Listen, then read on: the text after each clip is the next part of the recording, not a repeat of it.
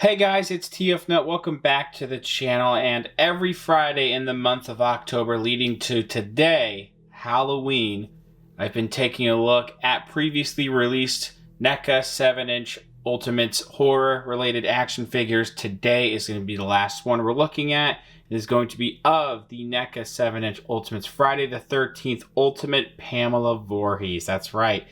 The one that actually kicked off the franchise here. And one figure I honestly forgot was being made. We already had the 8-inch cloth version a few years ago. A bunch of different versions of Jason that I have taken a look at on the channel. Well, really just one review and then did a retrospect on the rest of that wave. Now we have Pamela here, kind of full circle. I think we're going to get some more Jasons actually finally soon, but from the video game. Still, more Jasons are welcome. Anyway, let's just jump right into this. This packaging is very much that original poster right there with the reading. If you want to just read that tagline there. We also have that nice illustration of that cabin with the silhouette and the blading knife there, as well as Friday the 13th. And it does say Ultimate Pamela Voorhees figure. I believe I did, years ago, I did like most wanted Ultimates NECA figures for the horror line. I got to redo that list because this was like towards the top. Friday the 13th NECA, and then we do have ages 17 and up, warning, choking hazard. Both sides are just going to have the name of the movie there, as well as NECA and Real Toys on each side. So taking a look at the bottom here, you do have some credits going on there, a barcode in case you need that. Real Toys, as well as New Line Cinema. NECA is also right there. Then you finally get some images here on the back of the packaging showing off Pamela there, which I think that this figure looks great. I'll have to look up the actress's name in a second. I forget her name exactly, but just taking a look there. Looking there. It just talks about what accessories this comes with. Actually, really nice backdrop that they chose and diorama for the insert image. And then all the accessories with the figure in that box right there. And there's a little bit of a backdrop in that box too. I think it's just some trees in the night. Let's go ahead and get this figure out of the packaging. And here is the figure out of the packaging. I think that this is pretty well done. It may look a little plain because it's just a lady in a sweater basically, but it's still really nice. I have one issue with my particular copy here. We will talk about that during the accessory portion. Then we'll take a closer look at the figure. Now, here is one right gripping hand. This figure is supposed to come with two, just ambidextrous gripping hands. It's in the promotional images. It's also in several other reviews I've seen lately, double checking that, yep, she's supposed to have two. I only have one though. I've looked throughout the whole box. I've looked on my floor. I vacuumed just in case. I do not have a left gripping hand. So unfortunately, I don't have time to go get another one of these either. Unfortunately, I can't show you the full array of accessories today because I am missing one hand. This rarely happens. I don't remember the last time this has ever happened with NECA figures. So most of you are going to get two gripping hands for each side. I just only have the one for now. That's going to hold several weapons. These hands are meant for arrows. These are meant for knocking the hands there. You're just putting those. Can I do that right now on camera? Probably. I guess you get an idea of the arrows too. They're just a black piece of plastic, and the ends here do have some multiple colors going on there. And some of these also aren't the exact same color. So you can see some of the white and gray and blue on this one. And actually, this is a different arrowhead. And this is just more, man, that really wants to go on my background. That just has this more flat surface there. So these fingers actually are a little bit of a softer plastic. So you can lock them in there like so. But if you also really wanted to, when it comes to these arrows, we do have, I think it's probably easy to do this. We have this gripping hand that has a very small hole right there. That is very teeny tiny. I cannot tell you how many millimeters that would be. So just carefully insert that like so. And yeah, you can have this figure holding different, really just one arrow at a time. I'm noticing we have 3 of these type of arrows here with this more narrow tip, and really just one with the large arrowhead going on there. So very interesting. Let's move on to maybe, some head sculpts there. So we have more of this crazed smile you know, Betsy Palmer, I believe is the actress's name. The likeness on here looks great. That crazy expression is very nice. I feel like we have a little bit of like a digital effect going on here where I don't know, sometimes Marvel Legends have it a little worse, but this still looks pretty good. The like variation of color in the hair is also really nice. It's lighter blonde, a little bit of like this very bright like almost orange-ish brown going on there too. Now I'm noticing, is this supposed to be on there? I don't know. So I'm already having some problems with this, with missing parts and some scuffs. I don't know if this is really, yeah, I feel like this is not supposed to be scuffed on there. So that's a little disappointing to see. Then we do have this expression here. Maybe it's supposed to be dirt. I don't really know, but I just feel like this here, maybe other people, you know, have faces like this where they do have some certain markings on there. So that is, what is going on with that? That's kind of gross. Yeah, but you can see what's going on with that. I just feel, I don't know if these are paint splotches or if they're supposed to be like dirt on her. I really don't know. So, you know, take that with a grain of salt, I guess. This screaming expression is really nice though. Really digging the, I feel like the teeth might be a little too big. And you look up in there and it definitely kind of looks like a separate piece in there, but like all that with the expression, you know, in different angles too, looks fantastic. Again, the hair looks awesome. Last but certainly not least, another crazed smile type expression. Yeah, okay, so this time I'm not going to give it a pass. I'm pretty sure we have lip color going into the teeth. So I have a pretty bad copy. I'm not going to lie to you. I think it could be worse, but it's really not ideal out of everything I've reviewed this month. This is more looking off to the left, though. Yeah, I think I just had bad luck this time around. I really don't usually have bad luck with NECA figures like this, man.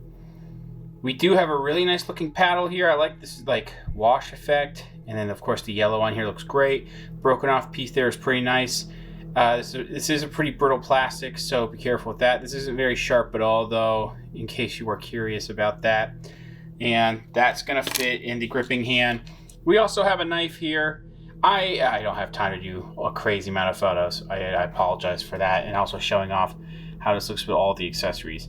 But I do like this knife. I like the silver on the blade, the little hand, you know, the hilt there, the pommel. I guess it wouldn't really be a pommel, but the bottom here, then kind of like this bone, like ivory color there with a little bit of a black paint going on in there. You can holster this, so just match the form of how the blade is gonna go, and you might have to move the torso a little bit. Put that in there, and then the leverage of the bottom of the sweater being pushed in here will keep that in place. It shouldn't warp it, hopefully. So I like that we have weapon storage for that. We do have this nice axe here, if you could please focus. We do have interesting designs for this. We have this like, this is actually a separated piece of sculpting going on here where the black meets the silver. We have some blood on there too, which looks nice. The wood detailing on there is pretty good too, with a little bit of this like, a little bit of a black wash, not a lot though. Still looks really great. Last but certainly not least, it's not actually, I didn't talk about the actual bow. I never mentioned this. So this is a actual piece of string. So if you keep pulling too much though, you might break something, so be careful. Nice wood detail with a nice, I guess would be like tape or leather grip going on in the center here. And then again, nice real string there. Pretty sick. Now, last but certainly not least, I can't end, you know, I have to end it on an iconic weapon in the franchise, which, I mean, at this time it was starting out, but the machete, of course, looks really nice with all these nice little, like, sections going on in here in the handle. And I do really like this metallic silver blade. All of that looks great. So, again, apologies, I don't have time to show off what some of these hands look like holding these accessories, and I'm also missing a hand. But we still have a lot of nice accessories, and most of you should not have the issue that I'm having right now with, you know, missing parts. Once again, pretty nice expression, nice likeness to the actress Betsy Palmer. I do wish, I'm wondering if maybe keep this one. One of these, I'd say this one, maybe we swap this out for maybe a more neutral expression. That would have been nice. I mean, all these expressions were done in the movie, of course, which is why, you know, we have the faces that we do, but I guess maybe neutral would be nice. Still, what we have with this here is still really good looking. Again, great likeness to Betsy Palmer. Really digging a lot of the face printing going on here and the paint work. Separation of the teeth and the mouth is better than one of those previous faces. I do feel like there's might be a little speck in here that shouldn't be there. Maybe I can get that off. It's starting to come off, so I can get that off later. Again, I don't know if that's supposed to be like dirt or if that's like a paint, you know, some kind of paint rub. I really don't, because she almost has like this black, almost like undershirt going on here too. But again, the hair detailing looks great with this lighter brown, almost orange type detailing with this blonde, almost. It's very light brown for her hair. Yeah, those eyes are crazy, man. Those are nuts. We do have, I really like how the entire patterning of this sweater is done now. This is a soft plastic piece. It still looks great though. A lot of great details, lots of nice like wool patterns, I guess, going on in there too. You have some detailing around the collar there. There's a fire truck going by and the bottom here. And then just lots of great patterning still all the way down here. This is such a nice, intricate sweater. I'm sure this was not easy to detail, this exact sweater. They probably had to study the crap out of how this looked. So that's what the bottom of the arms look like there. The top again, the detailing, the cuffs going on there, looking great. Now there is some hollow sections we can kind of see in there. I bet if you were to take this off, this would look extremely weird underneath, where it's like a black piece, you know, body piece, I guess. I feel like it's riding up a little bit to cover the neck too much, but I'm not going to mess around with this too much. I think it sits down pretty well for the most part. One thing I will mention, I was testing out the articulation. Really wish I maybe should have waited, but man, look at how chopped up those elbows are, man. Yeah, you can see a lot of white going on that light blue. I don't have any light blue paint right now to cover that up, but the issue is like this, like almost plastic that's overlapping these joints. So yeah, when you start moving them too much, they're gonna start chipping away at actual sculpting. It's not like paint flaking where you can kind of see that in there, and like the hands had a little bit of paint flaking, but they're fine. Actual plastic is being chipped away when you know, moving these around. So just be careful. And even then, like, you really can't get that great of a range of motion if you do mess around these too much. It's still going to be like 90 degrees. Again, we'll talk about that in a second. These are the hands she comes back with. These relaxed, flat hands. Pretty small, pretty nice, though. This side comes with a ring. Really nice fingernails, too. Really digging that. The palms look like there. I can't see too much, but the pants kind of have a belt, but it's not painted. I mean, it's going to be completely covered, so it doesn't really matter. I do like that, like the I guess whatever this is for the knife.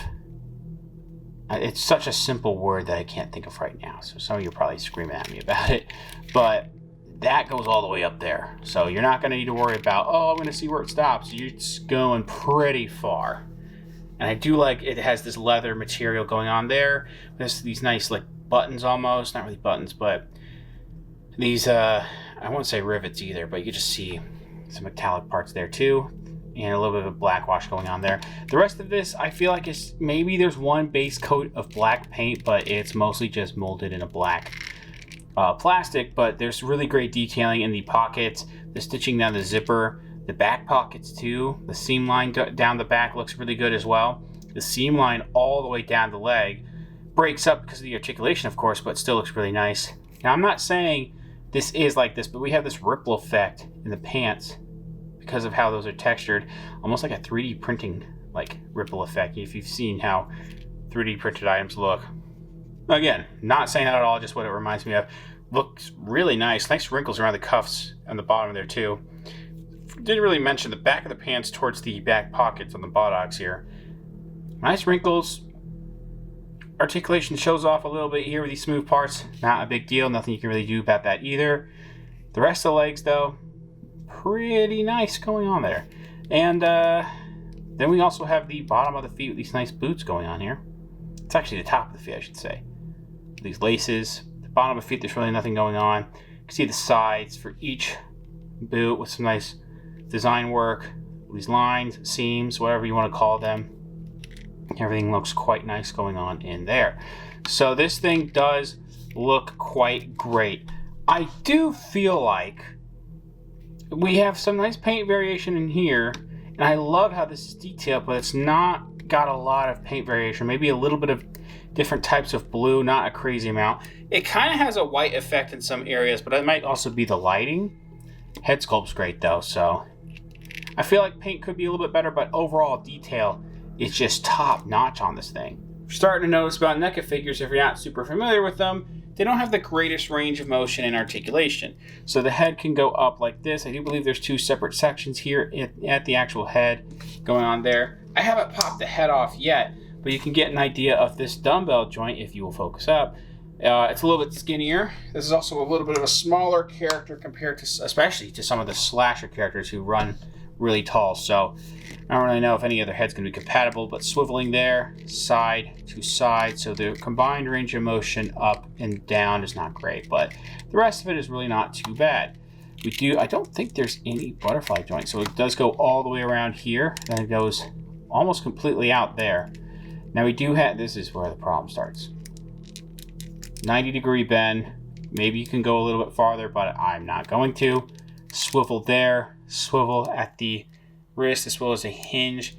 From my understanding, because I'm missing one of the hands, all of the hands hinge back and forth. And it's a little hard to see up here. I think there's only either one or two sections of ball joints covering here. Either way, the range of motion is not great here. It's not terrible. I feel like it could be worse, but it also could definitely be better. So forward and back motions are really reliant on the actual waist unit. Swivel there and side to side is actually not bad. And I do think these are softer. Yeah, this is softer plastic, like diaper piece going on here. So kicks out not a lot actually. Doesn't really want to go back at all either. Almost a full split. One of my lights died on me. We do have upper thigh swivel going on in here. Single joint knee that barely doesn't even get 90. Swivels there. We do have an actual wrist or ankle swivel in here. It does have an ankle rocker, and then I can't really make it go down that much, but up a little bit. Yeah, range of motion's not great here. Measuring out this figure, we're looking at about 16.5 centimeters tall, which is going to put this, I think, a little over 6.5 inches. So this is a little bit of a shorter NECA figure here, pretty close in scale probably with some Marvel Legends. I think Betsy Palmer was only 5'7", so she's not a super short lady or anything, but when you have some of the other characters here, like the Part 2 Jason, the remake Jason, Curse of Michael Myers Michael, of course, they're all going to be much taller just because slashers are pretty tall. And then compared to like a normal person, she is pretty short compared to Loomis here. Overall, besides the issues I have with my exact copy of this figure, a missing hand, as well as what I believe are some messed up paint apps, which that could be for everyone actually, and that should be there, so correct me if I'm wrong, but also some articulation not being great, I do still think that this figure is really fantastic. Lots of great accessories. Paint work on the actual figure could be a little bit better, but the detailing all the way around the figure and the sculpt work is really top notch. All of those, well, one of those faces was a little messed up, but most of the faces for this figure look just like Betsy Palmer, and I'm really digging how this one was done. If you're really only a Jason Voorhees fan, you don't really care if you have a Pamela or not, I would probably skip this one. It's a little bit more expensive. I think it's like, I'm gonna guess 35 to 40 bucks, and we're probably pushing 40 at this point with NECA figures. But if you are a Friday the 13th completionist, you're definitely going to want to pick this one up. It's really nicely done. Thanks for watching. Please subscribe to the channel if you haven't already. Comment down below what you think about the figure, what you think about the review. Leave a like, share amongst your friends. Follow me on Instagram for more content over there, and have a happy and safe Halloween.